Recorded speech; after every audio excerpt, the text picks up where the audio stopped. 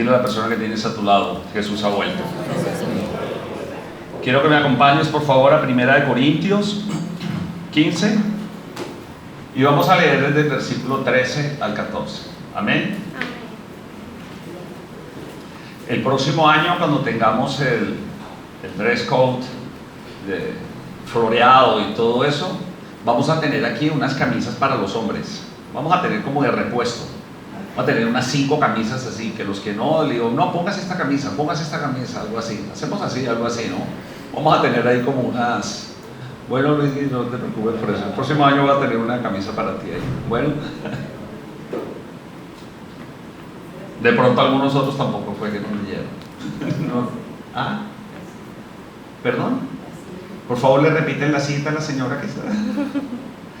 1 Corintios 15, versículo 13 al 14. Cuando lo tengan me dicen amén, por favor. Amén. ¿Amén? Bueno, vamos a leer. 1 Corintios 15, 13 al 14. Si no hay resurrección, entonces ni siquiera Cristo ha resucitado. Y si Cristo no ha resucitado, nuestra predicación no sirve para nada, como tampoco la fe de ustedes. Gracias, Señor, por tu palabra. Hoy, Señor, sabemos que es un día para hacer memoria, pero para hacer memoria de la vida, no de la muerte. Tú eres el autor de la vida, Señor, y celebramos cada minuto que tú vives en nuestros corazones. Qué alegría conocerte, qué alegría es tenerte en nuestra vida, Señor. Gracias, Señor, porque sé que hoy tocarás corazones, así que hoy muévenos una vez más hacia ti, que salgamos de este lugar llenos, que salgamos de este lugar repletos de ti, Señor. Gracias, Dios mío, porque eso es lo que te pedimos, Señor, en el nombre poderoso de Jesús. Gracias, Señor, porque hoy quiero que llenes los corazones, que llenes las mentes, Señor. Gracias por la presencia de tu Espíritu en este lugar, que nos llena, que nos traiga luz, que sople y levante corazones, Señor, que haga resucitar dentro de nosotros todo aquello que por una u otra razón se ha muerto, sin fuerzas, sin sueños. Trae vida a este lugar con tu presencia, Señor, en el nombre poderoso de Jesús. Trae dirección y dame fluidez, Señor, de palabra, en el nombre poderoso de nuestro Señor Jesucristo. Amén y amén. Amén. Hoy es domingo de resurrección. Dile a la persona que tienes a tu lado, el regreso definitivo. Hoy es domingo de resurrección. Antes de ayer fue Viernes Santo. ¿De qué? De crucifixión. Y ayer sábado tuvimos día de ayuno. Sábado de gloria.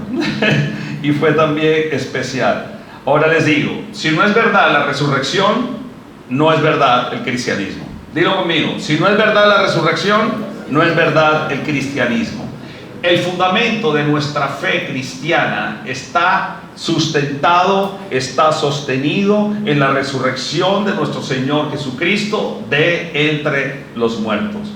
Y este único acontecimiento es lo que define nuestra esperanza, es lo que le da a nuestra vida diferencia, y es nuestra fe, es lo que sostiene lo que somos desde cualquier otro punto de vista, desde cualquier otra creencia. Nosotros creemos que nuestro Señor Jesucristo resucitó. No existe ningún otro punto de vista religioso que tenga un principio tan fundamental como este. Amén. No existe. Solamente Jesucristo resucitó. Amén. Y solo la Biblia, solo la Escritura, porque ustedes podrán ver muchos programas de televisión donde tratan de buscar los hallazgos para confirmar si Jesucristo resucitó o no resucitó, los hallazgos para saber si fue crucificado o no. Solo la Biblia nos da la revelación y la prueba definitiva por encima de toda especulación humana de que nuestro Señor Jesucristo resucitó. Nuestro Maestro no está muerto. Amén. Jesús está vivo, y es en esa verdad que descansa nuestro presente, nuestro futuro y nuestra eternidad. Amén. Así que es el regreso definitivo. Fue el regreso definitivo de Jesús. Tuvimos un tiempo para compartir el viernes, un tiempo para compartir el día de ayer, el ayuno, hablar sobre esos 3 días de nuestro Señor Jesús, allí en el Hades, en el Seol, pero hoy es el regreso definitivo. Es el regreso definitivo porque, miren, usted nada más piense esto, salir de la tumba. Jesús estaba en una tumba. Y salir de una tumba vivo, piense esto, un cuerpo que yace en una tumba muerto, yace muerto, ha sido envuelto con unas sábanas de lino, como dice la Escritura. Fue envuelto con unas sábanas de lino por José de Arimatea. José de Arimatea le pidió permiso a Pilato para tomar el cuerpo y llevarlo y enterrarlo a una tumba que había sido cavada, una tumba que era nueva incluso. Rodaron una piedra, pusieron a Jesús allí, prepararon su cuerpo de manera detallada y minuciosa, como suelen hacerlo en ese entonces, en estos ritos funerarios de los judíos. Su cuerpo lo limpiaron, su cuerpo lo prepararon, y la Escritura dice que ellos llevaron 34 kilos de mirra y aloe, mirra y aceite. 34 kilos, con 34 kilos de mirra y aceite fueron preparando el cuerpo de Jesucristo. La Biblia indica en Juan, cuando usted lea, que no solamente ellos fueron envolviendo poco a poco con estos lienzos de lino, envolvían y iban colocando el aceite y la mirra en el cuerpo de nuestro Señor Jesucristo, porque la idea era que en la medida en que fueran envolviéndolo, iban quitando la posibilidad de que existiera allí aire, porque el aire es lo que descompone más rápido los cuerpos. Y en ese entonces lo envolvieron. La Escritura dice que su cuerpo fue rodeado y fue envuelto en sábanas de lino, y su cabeza fue envuelta aparte. Le colocaron un sudario en su cabeza. ¿Cómo lo sabemos? Porque la Escritura indica que cuando fueron a ver el cuerpo de Cristo, si estaba allí, cuando lo van a visitar, María, y lo van a ver porque lo van a ungir nuevamente el cuerpo, la tumba estaba vacía. Y lo que ellos encuentran es las sábanas de lino ahí puestas, pero el sudario que estaba en su cabeza estaba perfectamente envuelto. ¿Me siguen?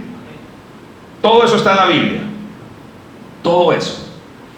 Entonces, cuando uno ve esto, usted piense, un cuerpo que de repente empieza la sangre a correr a través de él, vuelve a correr por las venas, su corazón comienza a latir, todas sus células a funcionar, se levanta y sale.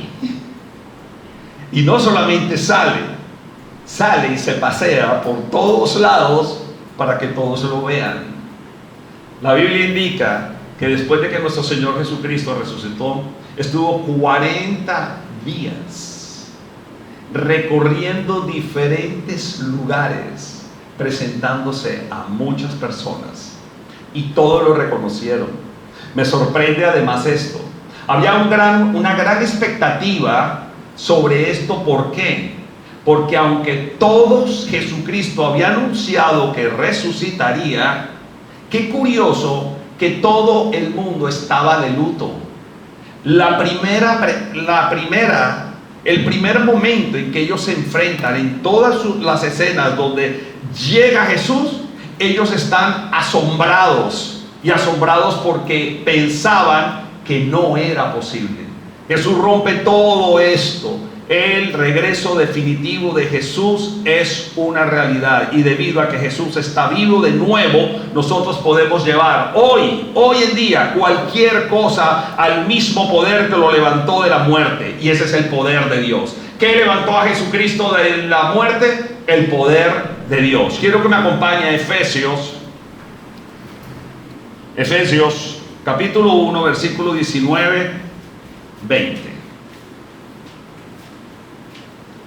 Y cuán incomparable es la grandeza de su poder a favor de los que creemos. Ese poder es la fuerza grandiosa y eficaz que Dios ejerció en Cristo cuando lo resucitó de entre los muertos y lo sentó a su derecha en las regiones celestiales. Miren, ¿sabe qué? Hoy le pido al Señor de verdad que usted hoy de este lugar salga no solamente recordando y sabiendo que Jesús resucitó, sino que la resurrección de Jesucristo representa en nuestra vida no solamente el fundamento de fe, sino todo aquello que constituye el poder de Dios para que nuestras vidas sean transformadas. Amén.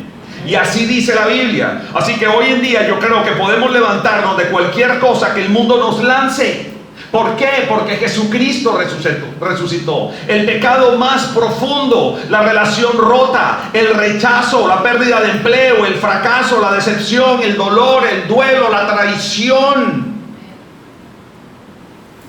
Jesucristo resucitó. Y el Señor puede levantarnos de cualquier cosa que el mundo nos lance hoy en día. ¿Por qué? Porque Jesucristo resucitó. La vida de resurrección de Jesucristo infunde a nuestras vidas, que son ordinarias, el mismo tipo de poder que lo levantó a Él de entre los muertos. Todo cristiano debe saber que ese poder habita en nosotros. En 1 Corintios, que es el versículo hoy central, un versículo, el clásico pasaje de la resurrección, el apóstol Pablo describió el estado en que estaríamos todos si no hubiera Jesús resucitado. Si no hubiera regresado de la tumba, si hubiera quedado Jesús muerto, ¿qué era lo que hubiera sucedido? Y mira lo que dice 1 Corintios 15, 16, 19. Porque si los muertos no resucitan, tampoco Cristo ha resucitado. ¿Sí lo ves? ¿Lo estás leyendo? Y si Cristo no ha resucitado, la fe de ustedes es ilusoria. Ahí lo dice, ¿o no? Es ilusoria. Todavía están ¿en qué? En sus pecados. Y el versículo 19, si la esperanza, en este caso, también están perdidos los que murieron en Cristo. Si la esperanza que tenemos en Cristo fuera solo para esta vida, seríamos los más desdichados ¿de qué? De todos los mortales. Y si Jesús hubiera seguido muerto, seríamos los más desdichados de todos los mortales. Y mira, yo creo que alrededor de esto, una de las cosas que tenemos los cristianos es que yo estoy seguro que todos sabemos y tenemos la certeza y creemos en el corazón que Jesucristo resucitó. Sin embargo, puede haber muchas personas, incluso que usted conozca y que se muevan alrededor de usted, que Jesucristo, que pueden cuestionar si esto es verdad, que pueden cuestionar incluso la resurrección de los muertos. Y a estas personas se dirigió Pablo. La Biblia, con los discípulos, tocaron todos los puntos en ese momento en que Jesucristo resucita, a quién tienen que ir a predicar y cómo deben ir a predicar. Lo más difícil era convencer a las personas de que Jesucristo había resucitado. De hecho, fue una de las primeras tácticas. Cuando ellos llegan y ven que no está Jesucristo en la tumba, que los soldados se habían asustado, que el ángel había aparecido a María y todo eso, rápidamente, todos estos religiosos, los judíos, buscaron rápidamente una excusa. ¿Una excusa para qué? Para decir que el cuerpo se lo habían robado. Es más, la Biblia dice que sigue siendo una historia que aún permanece, de que a Jesucristo lo que hicieron fue que se lo robaron de la tumba. Pero los cristianos sabemos que eso no es verdad. Algunos escépticos pensaban incluso que lo increíble de la vida en ese entonces, ¿por qué Pablo tuvo que hablar de esta manera tan radical? Porque algunos pensaban y piensan que ir por la vida es sencillamente ir y decirse a sí mismo que tú puedes estar contento perfectamente sin saber nada más de lo que tienes que saber de lo que vives en este mundo, con la seguridad que tienes en este mundo. Y aquellos pensaban solo una cosa: las cosas muertas se quedan muertas. Esa era la manera de pensar. Lo que está muerto se quedó muerto. Los cristianos no pensamos hoy así, porque eso es lo fácil, pensar que lo que está muerto se murió. Es muy cool, ¿no? Lo que está muerto se murió. Los cristianos pensamos diferente. Jesús le puede dar vida a todo aquello que está muerto. A todo aquello que se ha secado, el Señor puede nuevamente a reverdecer en medio de eso. Entonces Pablo señala eso, lo inútil de la vida, sin una vida después de la muerte. Rechazar la posibilidad de la resurrección no tiene sentido, porque si Jesús se queda en la tumba, todo lo que Jesús está tratando de lograr en nuestras vidas se derrumbaría. Porque usted tiene que ser consciente de que la razón por la cual su vida es cambiada, su vida es transformada, Dios ha llevado su vida a un nivel diferente del que era antes, es sencillamente por esto, porque Jesucristo resucitó. Si no, no hubiera tenido y no tendría más sentido nada en nuestra vida. Primera de Corintios 15, 13, 14 dice: si no hay resurrección, entonces ni siquiera Cristo ha resucitado. Y si Cristo no ha resucitado, nuestra predicación no sirve para nada, como tampoco la fe de ustedes. Versículo 15, 16, miren lo que dice el versículo 15. Aún más, resultaríamos falsos testigos de Dios por haber testificado que Dios resucitó a Cristo, lo cual no habría sucedido si en verdad los muertos que no resucitan. Versículo 17. Y si Cristo no ha resucitado, la fe de ustedes es ilusoria y todavía están en sus pecados. Para mí la frase clave aquí es: y si Cristo no ha resucitado, nosotros todavía estaríamos en nuestros pecados. La resurrección es el sello de Dios. El sello de Dios aprobando la obra terminada de Cristo en la cruz.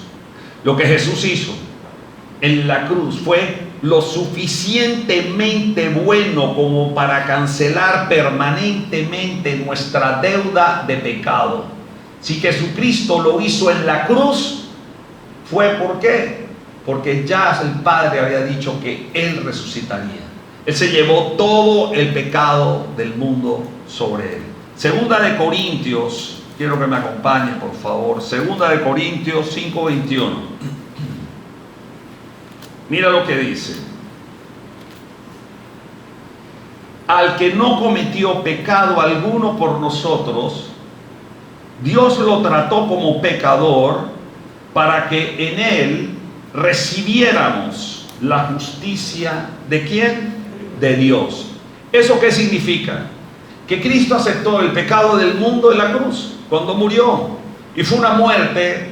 Cuando tú lees esto, Jesucristo recibió todo el pecado del mundo en él, en la cruz. ¿Qué significa? Que murió, y murió definitivamente. La Biblia se refiere respecto a la muerte de varias maneras.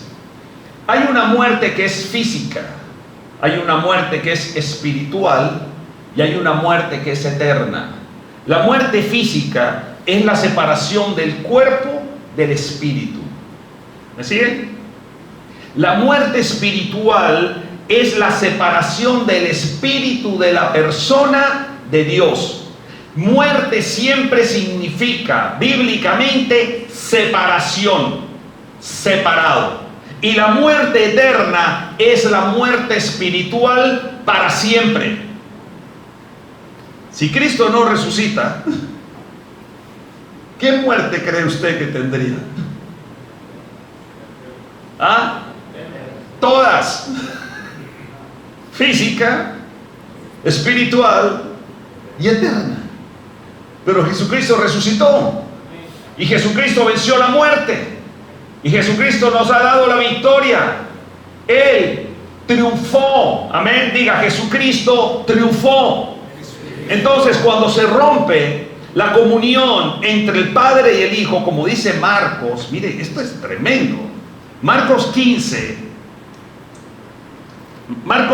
34 dice: a las 3 de la tarde Jesús gritó a voz en cuello: Eloí, Eloí, lama sabactani, que significa: Dios mío, ¿por qué me has desamparado? Dios mío, ¿por qué me has desamparado? Esa es que la muerte espiritual, la separación de Dios respecto a su Hijo. Y enseguida en Juan 19:30 él dice: todo se ha cumplido. ¿Qué significa esto? Que la gran obra de redención estaba terminado. El pecado de todo el mundo está siendo pagado. El pecado pasado, presente y futuro. Amén. Ahora, ¿cómo sabemos realmente que la obra de Cristo en la cruz fue suficiente? Si yo le pregunto a usted, ¿cómo sabe usted que la obra de Cristo en la cruz fue suficiente? Pues lo único que podemos tener para saber que fue suficiente es tener la certeza de que Jesucristo resucitó. Amén. ¿Hay alguien aquí que dude que Jesucristo resucitó? Yo creo que no. Jesucristo resucitó. Y Pablo lo expone, porque Pablo era el crack exponiendo todo, lo expone en Romanos 4:25. Mira lo que dice Romanos.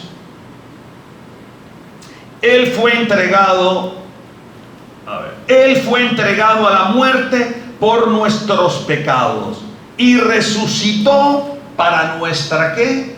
Justificación. Efesios 1:19-20, que ya lo leímos, cuando habla el Señor,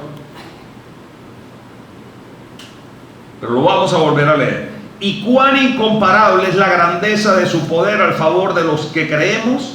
Es que ponga la atención a esta porción de la Escritura. Y cuán incomparable es la grandeza de su poder a favor de los que... ¿Es a favor de quién? De los que creemos. ¿Me siguen? Ese poder es la fuerza grandiosa y eficaz que Dios ejerció en Cristo cuando lo resucitó de entre los muertos y lo sentó a su derecha en las regiones celestiales. Entonces mire lo que dice: y cuán incomparable es esa la grandeza de su poder a favor de quién, a favor de los que creemos. Entonces ese mismo poder está a favor tuyo. Mira la persona que tienes a tu lado, está a favor tuyo. Ahora pregúntale a esa persona: ¿yo qué hago con tanto poder de Dios a favor mío? ¿Qué hago? ¿Qué haría? ¿Cuál es la intención de Dios? ¿Que seas qué? ¿Iron Man? No. ¿Super niña? ¿Cuál es la intención de Dios? Con ese poder disponible y a favor tuyo, ¿cuál es? Pues sencillamente el único poder que tiene Dios en tu vida es el de transformar tu vida conforme a su propósito. Amén. Así que ya mira a la persona que tienes a tu lado y le dices: mira, ayer eras diferente, hoy estás diferente. Es Dios, Dios te está transformando todo el tiempo, todo el día, porque es el poder de Dios. Es el poder de Dios que está en ti, que te lleva a vivir una vida diferente. Que puedes, ya es cuando les digo, y es que ya el mundo no te puede lanzar todo lo que el mundo te puede lanzar, porque Jesucristo resucitó y porque Jesucristo está vivo. Entonces ya las cosas que te lanza el mundo ya van a chocar, sencillamente van a rebotar contra ti, porque el poder de Dios está en ti. ¿Y está en ti para qué? Para poder cumplir el propósito por el cual Dios te creó. No hay nada ahora que lo impida, no hay obstáculo, no hay rechazo. No hay nada. Lo único que puede impedir que seas la persona que Dios quiere que tú seas eres tú. Y son tus decisiones.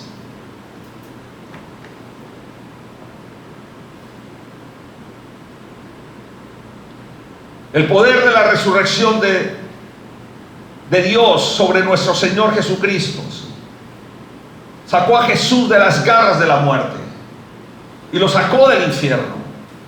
Y es ese poder que está viviendo en ti.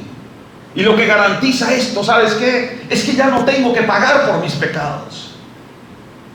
Ya está resuelto. Soy libre. Y el Señor pone a disposición nuestra el poder para vivir ¿qué? Una vida en victoria. Los hijos de Dios vivimos vidas en victoria. Usted no puede vivir toda la vida diciéndose: es que yo hice esto, es que mira cuánto me equivoqué, es que esta es la consecuencia. Mire, ¿quién no ha pecado y quién no vive consecuencias de su pecado? Pero hoy le voy a decir algo: vea las consecuencias de su pecado como una herida nada más. Mi esposa me comparte esta mañana algo de un devocional de un predicador de Hillsong, creo, en Europa. Y yo lo leo rápidamente y yo lo escucho. Yo no veo eso, enseguida me lo pone y yo lo empiezo a escuchar. Y él dijo algo que verdaderamente me llamó la atención, porque él estaba diciendo muy cortos, eran 3 minutos no más, pero dijo algo a lo cual yo nunca le había puesto atención.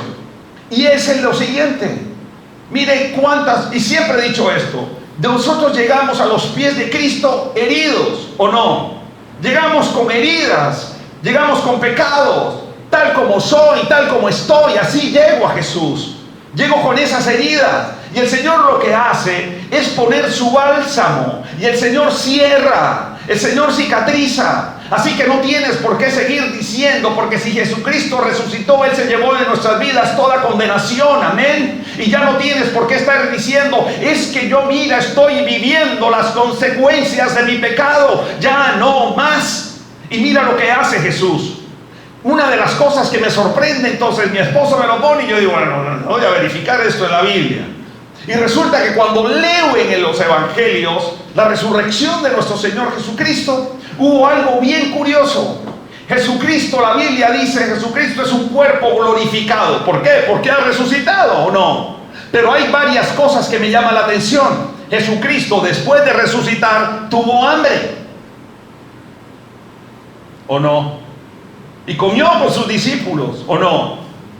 Jesucristo le dijo a María, no me abraces, no te aferres a mí. Quiere decir que a él lo podían tocar, ¿o no? Y una de las cosas más increíbles es que Jesucristo les dijo a ellos, mira mis manos y mira mis pies. Y después le dice a los otros, le dice al otro, mira mis manos y mira mi costado. Y después le dice a Tomás, pon tu dedo en mi costado, mira. Díganme una cosa, Jesucristo no pudo haber dicho, si está resucitado, no pudo haber dicho que las heridas se le borraran, ¿o no? Porque es Dios. Él lo pudo haber hecho. Pero si tú ves cuál es la intención de nuestro Señor Jesucristo, de seguir mostrando sus heridas cicatrizadas, porque ya no estaba por allí saliendo sangre de nada. Pero ¿cuál es? De que el Dios dice y sencillamente nos recuerda esto: Él es el especialista en transformar esa herida y glorificarse en medio de esa herida.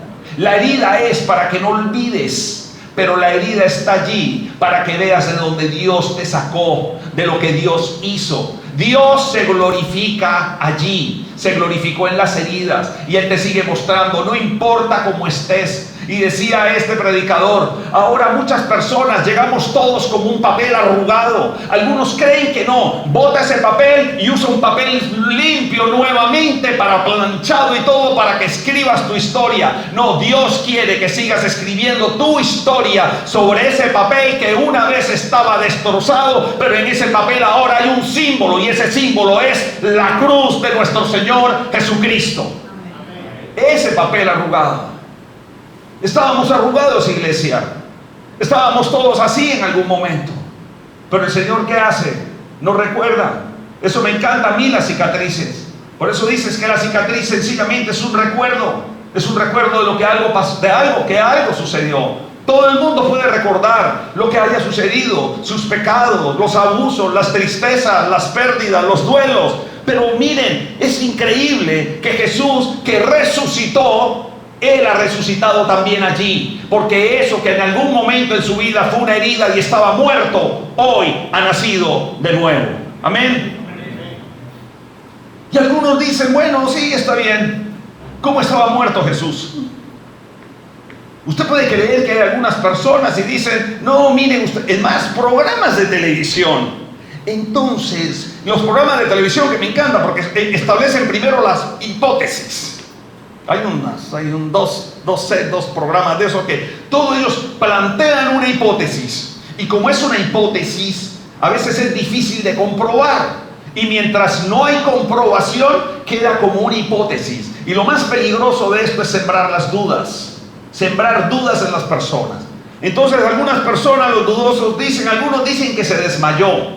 Que Jesucristo se desmayó, que cayó en coma, el aire fresco después lo levantó de la tumba, lo revivió, o que de pronto fue una experiencia tal vez lo más cercano a la muerte, que lo que hizo fue dejar de respirar un momento, pero luego revivió y estuvo bien. No, Jesucristo se murió.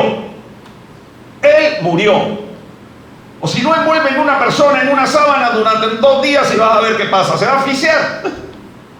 Pero todo lo que sucedió allí, miren, Piense esto, en el contexto histórico en el que muere nuestro Señor Jesucristo.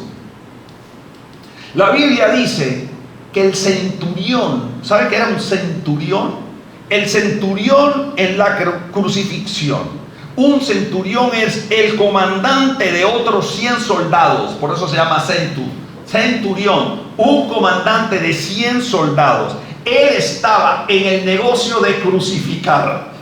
Los romanos crucificaban. Este centurión vio cuando el cielo se oscureció. Este centurión vio y sintió el terremoto. Este centurión vio a Jesús cómo trataba a los demás. Lo que dijo: Señor, perdónalos porque no saben lo que hacen. Cuando habló con los dos criminales que tenía al lado, este centurión vio cuando Jesús entregaba su espíritu al Padre y exhaló su último aliento, porque la Biblia dice que este centurión estaba frente de Jesús, y cuando Jesucristo expira, el centurión dice: verdaderamente es el Hijo de Dios. Y si no me cree, busque Marcos 15:39.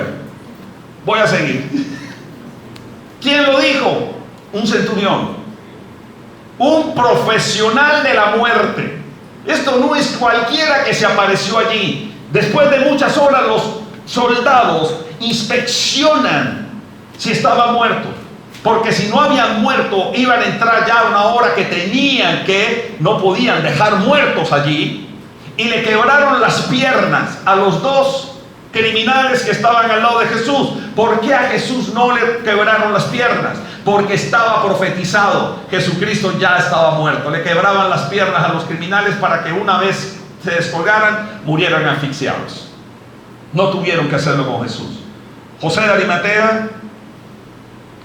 Y antes de esto, un soldado, recuerden, lo leen en la Escritura, clavó una lanza al costado de Jesús para comprobar y confirmar si estaba muerto. Jesucristo estaba muerto. José de Arimatea pide el cuerpo a Pilato, lo retira, comienza el proceso de envolverlo en mantas de lino. La idea es mantenerlo allí, retrasar la descomposición, las tiras de lino, capa tras capa, con un ungüento que iba colocando sobre él. Me encantó leer esto: 34 kilos de mirra y aceite. Todo usaron ellos para Jesús. José de Arimatea lo pone en una sepultura excavada en una ladera de una roca, una tumba nueva, de roca sólida. José la compró en un paquete funerario que le ofrecieron. Así que si lo ponían en una tumba, es porque el Señor estaba muerto. Amén. Así de sencillo.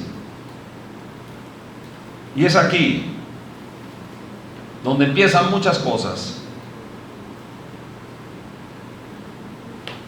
¿Qué tan vacía estaba la tumba? Cuando llegan todos, llegan al día siguiente, el domingo muy de mañana, dice la Biblia, donde todavía había oscuridad en ese amanecer. Cuando la gente vuelve unos días después, la tumba está vacía, la piedra está removida y el cuerpo no está. Una piedra, ¿quién sabe? 2 toneladas, que había sido sellada y estaba custodiada además. Estaba custodiada por todas las autoridades romanas. Las autoridades romanas habían oído que Jesús resucitaría el tercer día. Y los judíos le dijeron a los romanos: envíen allí a alguien, no vaya a ser que se roben el cuerpo y después inventen aquí un superculto, porque ellos habían dicho que Jesús resucitaría, así que vamos a evitar que se roben el cuerpo. Es más, esa es la historia que dicen, ¿no? Así que sospechaban que podían intentar robar el cuerpo y después afirmar que resucitó. Y Mateo 27, quiero que me acompañe a Mateo 27.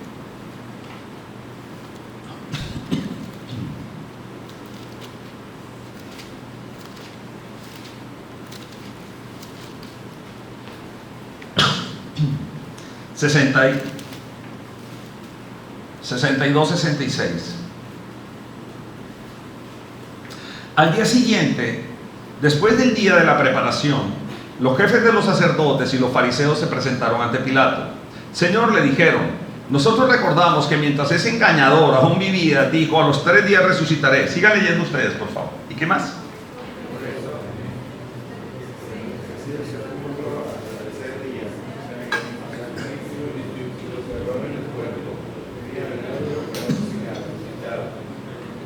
Llévense una guardia de soldados, les ordenó Pilato, y vayan a asegurar el sepulcro lo mejor que puedan. Así que ellos fueron, cerraron el sepulcro con una piedra y lo sellaron y dejaron puesta una guardia. En ese entonces lo que implica sellar es que ponen un sello que es irrompible. No es de que pusieron unas cuerdas, son sellos que hacían con cera, por eso se llama sello, es un sello de cera. No era que alguien, y eso era algo puesto por ellos para evitar que cualquier persona rompa. Si lo rompían, pues imagínense lo que hubiera sucedido. Entonces, nadie rompería un sello, y nadie rompería un sello, y menos si es del gobierno, en la tumba donde ellos lo han puesto. Cuando ustedes ven esto y dice que iban a enviar un contingente en Roma eran 16 soldados. 16 soldados bien entrenados y disciplinados. Yo creo que hacían turnos de 4 a la vez durante 24 horas. Así que la tumba estaba vigilada. Eso es lo que usted tiene que ver en la historia de la Biblia. La tumba estaba vigilada. Esto no es de que los romanos los compraron y que los sacaron. No, la tumba estaba vigilada. Ahora, ¿qué sucede con los amigos de Jesús? Los amigos de Jesús están dispersos, están escondidos. Y escondidos de Jesús, yo sí creo algo, porque algunos dirán: no, es que fueron los amigos de Jesús los que fueron. No, ellos no se atreverían a enfrentar a los guardias. Si no enfrentaron a los guardias en el proceso de crucifixión y se perdieron todos, si no enfrentaron a nadie, ¿cómo se iban a enfrentar allí a buscar el cadáver de Jesús aparentemente e ir a enfrentarse a los guardias para sacarlo de allí? No se enfrentaron, no eran capaces. Solo Juan había seguido a Jesús hacia el Calvario. Los demás no aparecieron por ninguna parte. Entonces no iban a aparecer ahora. Tendrían que ser, si lo hubieran hecho, hubieran sido enviados a los tribunales romanos y judíos, y seguramente hubieran corrido la misma suerte que Jesús y enviados a la muerte. Yo creo que las mujeres fueron más valientes. Es más, de hecho, la Biblia dice que las mujeres fueron las primeras que llegaron. Me encanta cuando digo las mujeres fueron más valientes y todas las mujeres hacen. Las mujeres fueron más valientes. ¿Y saben algo? Ellas siguieron el séquito fúnebre para saber el lugar y después llevar más especies para ungir el cadáver. Pero hay algo que yo veo en esto. No vemos a estas mujeres luchando con los guardias. Yo no me las imagino. Yo no veo a estas mujeres peleando con los guardias. Yo no veo a estas mujeres empujando una piedra para llevarse el cuerpo. Y no era porque no les faltara fuerza, porque si tienen fuerza las mujeres para empujar una piedra, la tienen. Pero ¿sabe qué tenían estas mujeres? Estaban en duelo. Estaban en duelo porque no era que les faltara fuerza, les faltaba motivación. Habían abandonado el sueño de que Jesús era el Mesías. Estaban en duelo. De hecho, cuando Jesús se aparece, María ni siquiera lo reconoce. Es después cuando ella dice: Mesías, el Maestro. Estaban en duelo. El hecho es que el domingo en la mañana la tumba está vacía, el cuerpo de Jesús no está y la piedra ha sido removida. ¿Dónde estaba? ¿Dónde están los guardias? Las mujeres, la piedra removida, el sello roto. Los soldados no están. Ya no hay nadie. Estos legionarios romanos con una disciplina que es insuperable, ya no están. ¿Cómo abandonan su deber? Huyeron. Ellos, es más, la Biblia dice que cayeron. Cuando ellos ven ese resplandor, ellos caen desmayados, y cuando se despiertan ya no hay nada, y salieron corriendo de allí. Ya no había nadie allí. Wow. Quedaron aterrados. ¿Qué pasó? Y la verdad es que muchas veces podemos leer varios apartes en los evangelios, pero no sabemos con precisión, porque algunos tocan detalles exactamente qué sucedió en ese momento con ellos, si fueron o no fueron.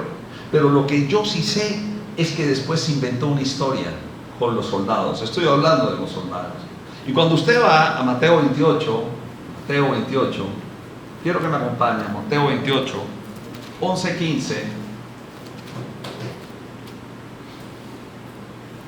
Mira lo que dice. Mientras las mujeres iban de camino, algunos de los guardias entraron en la ciudad e informaron a los jefes de los sacerdotes de todo lo que había sucedido. Después de reunirse estos jefes con los ancianos y de trazar un plan, le dieron a los soldados una fuerte suma de dinero y les encargaron: digan que los discípulos de Jesús vinieron por la noche y que mientras ustedes dormían, los guardias no podían dormir. Se robaron el cuerpo. Y si el gobernador llega a enterarse de esto, nosotros responderemos por ustedes y les evitaremos cualquier problema. Así que los soldados tomaron el dinero, hicieron como se les había instruido, y esta es la versión de los sucesos que hasta el día de hoy ha circulado de entre los judíos. Esa es la versión. Otro detalle: cuando Juan y Pedro fueron finalmente a la tumba y ellos miran adentro, ¿qué es lo que encontraron? ¿Ustedes recuerdan cómo dice la Biblia? Encontraron sencillamente las vendas. Encuentran las vendas de lino, el ungüento, todo intacto. Entonces, ¿está él ahí? No, él no está. No había nada, solamente estaba eso. Y así es como lo relata la Biblia. Historia tras historia de Jesús, luego de esto, es apareciéndose a la gente. Jesús empieza a aparecerse a muchas personas. Se aparece a María Magdalena, unos pocos discípulos. Se aparece a todo el grupo de discípulos. Se aparece a Tomás. ¿Se acuerdan de Tomás? El que duda. Jesús se reúne luego con un par de amigos camino a Emaús. Se apareció a más de 500 personas a la vez. Primera de Corintios 15:6 dice: después se apareció. Miren, lo voy a leer desde el 13. Porque ante todo les transmitió a ustedes lo que yo mismo recibí: que Cristo murió por nuestros pecados según las Escrituras, que fue sepultado y que resucitó al tercer día según las Escrituras, y que se apareció a Cefas y luego a los 12. Después se apareció a más de ¿qué? 500 hermanos a la vez, la mayoría de los cuales, ¿qué dice la Biblia? Siguen vivos. ¿Ustedes no me creen? Si usted no me cree, vaya y pregúnteles. Siguen vivos, dice aquí. ¿Y qué más dice? Aunque algunos han muerto. Miren, es sorprendente porque ninguna de estas personas esperaba ver a Jesús vivo de nuevo. Nadie podía refutar, nadie presentó un cuerpo. No se equivocaron de tumba.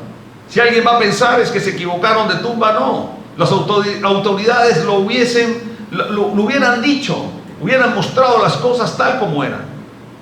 Ahora, mira lo sorprendente. ¿Recuerdas aquel grupo temeroso? Aquel grupo que estaba ya deprimido, acobardado, desilusionado y escondido. Sus discípulos, sus seguidores. Cuando Jesús muere, ellos no saben qué va a pasar. Ellos dijeron: se acabó el sueño. Pero vemos después vidas cambiadas. Vemos después lo que Jesús hace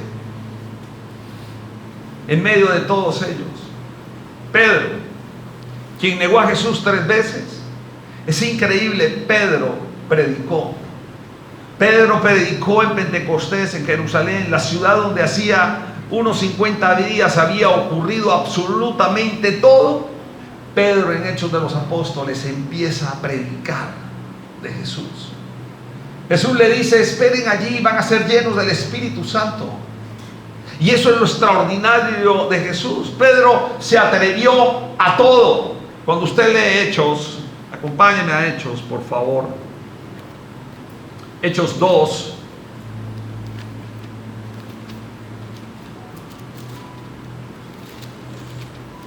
Hechos 2, 36 Es Pedro. Dice, por tanto, sépalo bien toda Israel que a este Jesús a quien ustedes crucificaron, Dios lo ha hecho Señor y Mesías. Versículo 15, mataron al autor de la vida, pero Dios lo levantó de entre los muertos y de eso nosotros somos testigos. Miren, es Pedro hablando. Pedro, aquel que el impulsivo, todo esto, Pedro se atrevió absolutamente a todo. Vio a Jesús resucitado, el Espíritu Santo prometido, cumplió su propósito hasta los confines de la tierra y sufrió por ello, pero simplemente por algo, simplemente porque todo esto es verdad, porque él lo había visto, porque él fue testigo. Muchos murieron. Y la gente no muere por algo que es una mentira. Ellos murieron por esto que es una verdad. Y eso fue lo que creyó Pedro, lo que creyeron todos los seguidores. Y en la historia siempre apunta a un acontecimiento increíble que cambia vidas, que sigue cambiando vidas. Si cambió la vida de esos discípulos en ese momento, los acobardados, los escondidos, que no querían que nadie los viera, y Dios los levantó para levantar y llevar el evangelio a todas partes. Es lo mismo que sigue haciendo Jesucristo hoy en día. Ese es el poder de la resurrección, y eso es lo que tú y yo tenemos que creer. La resurrección cambia vidas, ha cambiado nuestras vidas. Con Jesús vivo, cualquier cosa en nuestras vidas vive. Esa es la gran diferencia. Si Jesucristo vive, cualquier cosa en mi vida vive. Romanos 6, 4, 5. Quiero que me acompañen, por favor.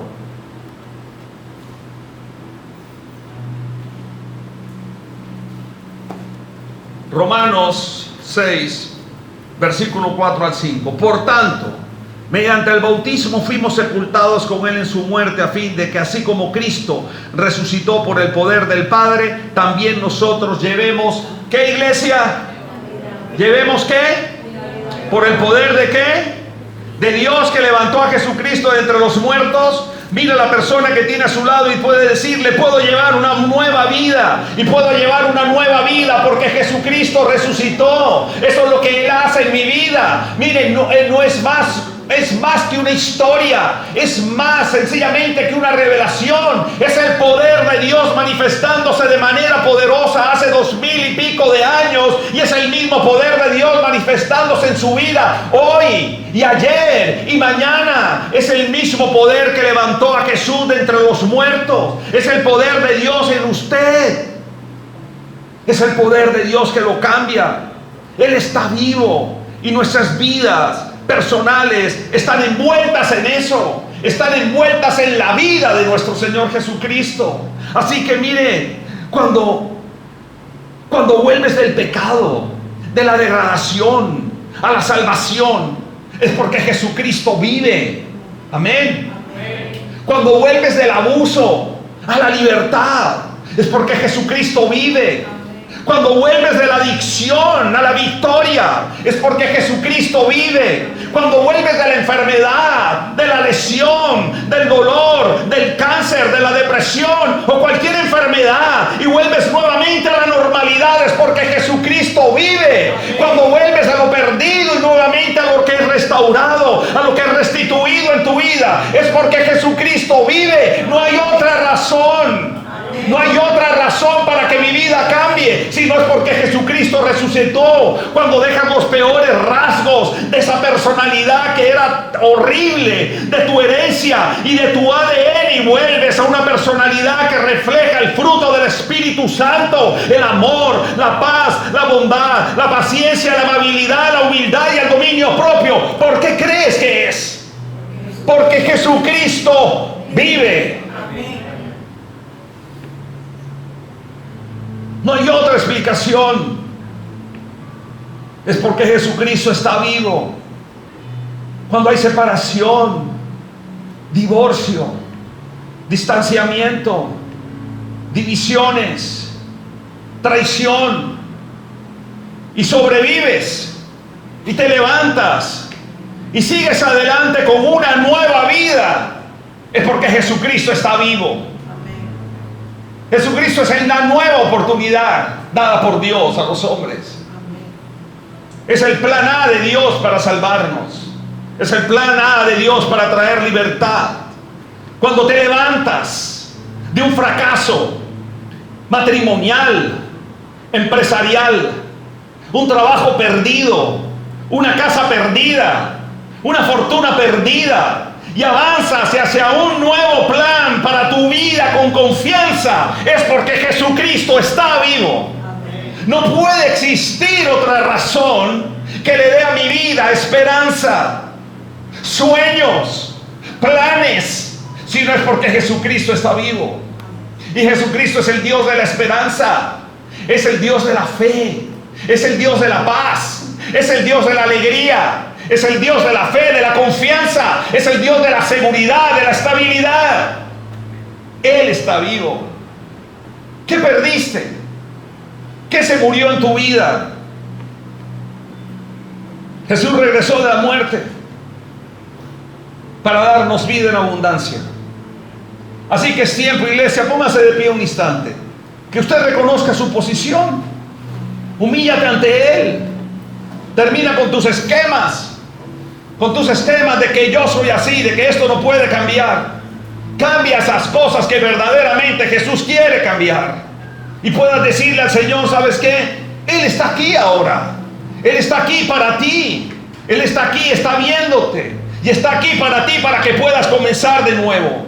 Es tiempo de volver a soñar, iglesia. Es tiempo de volver a tener planes. Es tiempo de cambiar. Es tiempo de ver que en su vida pueden haber cosas diferentes. Es tiempo de ver que Dios quiere restaurar, que Dios quiere restituir, que aquello que se perdió, Dios lo va a volver a restituir en tu vida, que aquello que no has visto, Dios lo va a volver a presentar en tu vida, que aquello con lo cual has llorado, te ha dolido, te has estado enfermo, no te has recuperado, ves que las cosas siguen igual, Dios tiene el tiempo donde las cosas van a cambiar. ¿Por qué? Porque Jesucristo vive, iglesia, y Él está aquí para comenzar de nuevo. Dígalo usted, para comenzar de nuevo. Dios es el único que tiene el poder para decirte, todo en ti es hecho nuevo, y Dios quiere comenzar de nuevo en tu vida. En tu vida. Ahí están las cicatrices.